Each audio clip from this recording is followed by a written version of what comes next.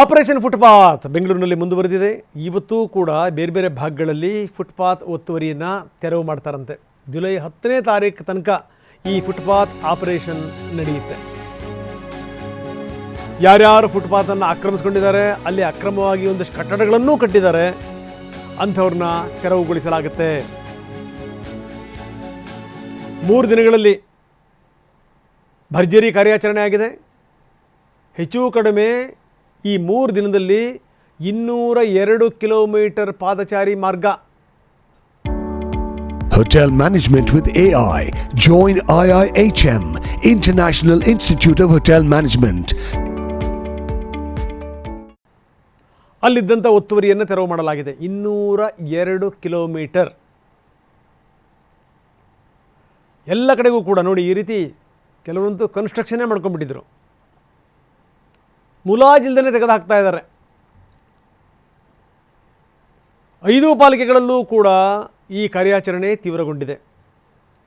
ವ್ಯವಸ್ಥಿತವಾಗಿ ಪ್ಲ್ಯಾನ್ ಮಾಡಿಕೊಂಡು ಪ್ರಿಪರೇಷನ್ ಮಾಡಿಕೊಂಡೇ ಈ ಆಪರೇಷನ್ ನಡೀತಾ ಇದೆ. ಲಕ್ಷ್ಮೀ ನರಸಿಂಹ ನಮ್ಮೊಂದಿಗೆ ಈಗ ನೇರ ಸಂಪರ್ಕದಲ್ಲಿದ್ದಾರೆ. ಲಕ್ಷ್ಮೀ, ನೋಡ್ತಾ ಇದ್ದೀವಿ ಯಾವ ರೀತಿ 3 ದಿನದಿಂದ ನಡೀತಾ ಇದೆ ಅನ್ನುವಂಥದ್ದು. ಇವತ್ತು ಕೂಡ ಈ ಕಾರ್ಯಾಚರಣೆ ಮುಂದುವರಿಯುತ್ತಂತೆ. ಇವತ್ತು ಯಾವ್ಯಾವ ಭಾಗದಲ್ಲಿ?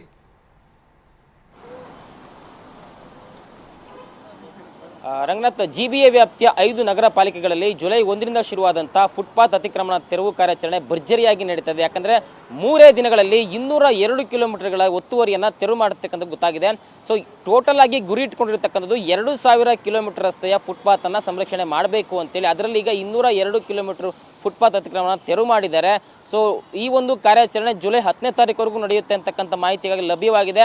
ಎಲ್ಲೆಲ್ಲಿ ಮುಖ್ಯ ರಸ್ತೆ ಮತ್ತು ಉಪಮುಖ್ಯ ರಸ್ತೆ ಅಂದರೆ RTL ಮತ್ತು ಸಬ್ RTL ರಸ್ತೆ ಇರತಕ್ಕಂಥ ಫುಟ್ಪಾತ್ಗಳ ಒತ್ತುವರಿ ತೆರವನ್ನು ಮಾಡ್ತಿರೋ ಅದರಲ್ಲಿ ಯಾವುದೇ ರೀತಿ ವಿನಾಯಿತಿ ಕೊಡಲ್ಲ ಅಂತಕ್ಕಂಥ ಮಾತನ್ನು ಕೊಟ್ಟಿದ್ದಾರೆ. ಇನ್ನು ಈ ಒಂದು ಜಾಗದಲ್ಲಿ ಯಾರ್ಯಾರು ವ್ಯಾಪಾರ ಇಟ್ಕೊಂಡಿದ್ರು ಅವರಿಗೆ ಪರ್ಯಾಯ ವ್ಯವಸ್ಥೆಯನ್ನು ಮಾಡಿಕೊಡ್ತೀರಿ, ಆದರೆ ಮುಖ್ಯ ರಸ್ತೆಯಲ್ಲಿ ಕೊಡೋಕ್ಕಾಗಲ್ಲ ಅಂತಕ್ಕಂಥ ಸ್ಪಷ್ಟ ಮಾಹಿತಿಯನ್ನು ಈಗಾಗಲೇ ಕೊಟ್ಟಿದ್ದಾರೆ. ಸೊ ಇವತ್ತು ಕೂಡ ಬೆಂಗಳೂರಿನಲ್ಲಿ ಬಹುತೇಕ ಕಡೆಗಳಲ್ಲಿ 5 ನಗರ ಪಾಲಿಕೆಗಳಲ್ಲಿ ಈ ಒಂದು ಕಾರ್ಯಾಚರಣೆ ನಡೆಯುತ್ತೆ. ನಾನೊಂದು ಎಕ್ಸಾಂಪಲ್ ತೋರ್ತಾ ಹೋಗ್ತೀನಿ. ನಿನ್ನೆ ಅಷ್ಟೇ ಒಂದು ಕಾರ್ಪೊರೇಷನ್ GBA ಕೇಂದ್ರ ಕಚೇರಿ ಬಳಿಯಲ್ಲೇ ಫುಟ್ಪಾತ್ ಒತ್ತುವರಿ ತೆರವು ಕಾರ್ಯಾಚರಣೆ ನಡೆಯಿತು. ಆ ಒಂದು ಸ್ಥಳದಲ್ಲಿದ್ದೀನಿ. ಇವೇನು ಪ್ರದೇಶ ನೋಡ್ತಾ ಇದ್ದೀರಾ, ಒಂದು ಕಾರ್ಪೊರೇಷನ್ ಸರ್ಕಲ್ಲು, ಈ ಒಂದು ರಸ್ತೆ ಏನಿದೆ ಹೊಸೂರು ಮುಖ್ಯ ರಸ್ತೆ, ಸಾಕಷ್ಟು ಬಸ್ಗಳು ಇಲ್ಲಿ ಹೋಗ್ತಾ ಇದ್ದು, ಪ್ರಯಾಣಿಕರು ಕೂಡ ಇರ್ತಾ ಇದ್ರು. ಬಟ್ ಆದರೆ ಇದೇ ಒಂದು ಜಾಗದಲ್ಲಿ 4-5 ಅಂಗಡಿಗಳು ಇಲ್ಲಿ ಯಾವಾಗಲೂ ಕೂಡ ಇರ್ತಾ ಇತ್ತು. ಸೊ ನಿನ್ನೆ ಆದಂಥ ಕಾರ್ಯಾಚರಣೆಯಲ್ಲಿ ಎಲ್ಲವನ್ನೂ ಕೂಡ ತೆರವು ಮಾಡತಕ್ಕಂಥ ಗೊತ್ತಾಗ್ತಾ ಇದೆ. ಸೊ ಹೀಗಾಗಿ ನೋಡಿ ಯಾವ ರೀತಿಯಾಗಿ ಪಾದಾಚಾರಿಗಳು ಸುಗಮವಾಗಿ ಓಡಾಟ ಮಾಡೋದಕ್ಕೆ ಸಾಕಷ್ಟು ಅನುಕೂಲ ಆಗಿದೆ. ಸೊ ಬೆಂಗಳೂರಿನಲ್ಲಿ ಫುಟ್ಪಾತ್ ತೆರವು ಕಾರ್ಯಾಚರಣೆಗೆ ವ್ಯಾಪಕ ಬೆಂಬಲ ಕೂಡ ವ್ಯಕ್ತವಾಗ್ತಾ ಇದೆ. ಯಾಕಂತಂದ್ರೆ ಮೊದಲನೇದಾಗಿ ಪಾದಾಚಾರಿಗಳ ಒಂದು ಬೇಸಿಕ್ ರೈಟ್ಸ್ ಅನ್ನ ಕಾಪಾಡಬೇಕು ಅಂತಕ್ಕಂಥ ನಿಟ್ಟಿನಲ್ಲಿ ಮತ್ತೆ ಸುಪ್ರೀಂ ಕೋರ್ಟ್ನ ಸ್ಪಷ್ಟ ನಿರ್ದೇಶನವನ್ನ ಪಾಲಿಸುವ ನಿಟ್ಟಿನಲ್ಲಿ ಅಧಿಕಾರಿಗಳು ಅಲರ್ಟ್ ಆಗಿದ್ದಾರೆ, ವ್ಯವಸ್ಥಿತವಾಗಿ ಪ್ಲಾನ್ ಮಾಡ್ಕೊಂಡಿದ್ದಾರೆ. ಸ್ಥಳೀಯ ಮಟ್ಟದಲ್ಲಿ ಏನು ಪಾಲಿಕೆ ಸಿಬ್ಬಂದಿ, AEE, ಚೀಫ್ ಇಂಜಿನಿಯರು ಎಲ್ಲರೂ ಕೂಡ ಒಟ್ಟುಗೂಡಿ ರಸ್ತೆಯನ್ನ ಮೊದಲು ಪಟ್ಟಿ ಮಾಡಿ ಅದನ್ನ ಮೇಲಾಧಿಕಾರಿಗಳಿಗೆ ಕಳಿಸ್ಕೊಟ್ಟು ಅವರ ಒಂದು ಅನುಮತಿ ಪಡೆದ ಬಳಿಕ ಕಾರ್ಯಾಚರಣೆ ಶುರುವಾಗ್ತಾ ಇದೆ. ಬೀದಿ ಬದಿ ವ್ಯಾಪಾರಿಗಳು ಯಾವುದೇ ರೀತಿ ವಿನಾಯಿತಿ ಕೇಳಿದ್ರು ಕೂಡ ಕೊಡ್ತಾ ಇಲ್ಲ. ಯಾಕಂದ್ರೆ ಅವ್ರು ಹೇಳ್ತಾರೆ ನಮಗೆ ಮಾಹಿತಿ ಇರಲಿಲ್ಲ, ನೋಟಿಸ್ ಕೊಡಲಿಲ್ಲ ಅಂತ. ಬಟ್ ಅದೇ ಸುಪ್ರೀಂ ಕೋರ್ಟ್ ಆದೇಶದ ಅನ್ವಯ ಯಾರಿಗೂ ಕೂಡ ನೋಟಿಸ್ ಕೊಡ್ತಕ್ಕಂಥ ಅವಶ್ಯಕತೆ ಇಲ್ಲ, ಕಾಯ್ದೆ ಅನ್ವಯ ನಾವು ಮಾಡ್ತಾ ಇದ್ದೀರಿ.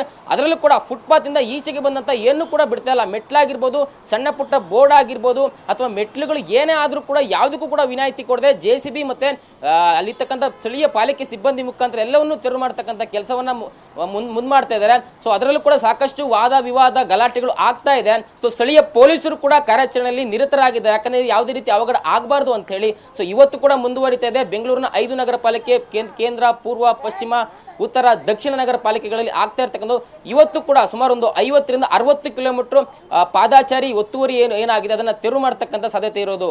ರಂಗನಾಥ್, ಓಕೆ, ಧನ್ಯವಾದ ತಮ್ಮೆಲ್ಲ ಮಾಹಿತಿಗೆ.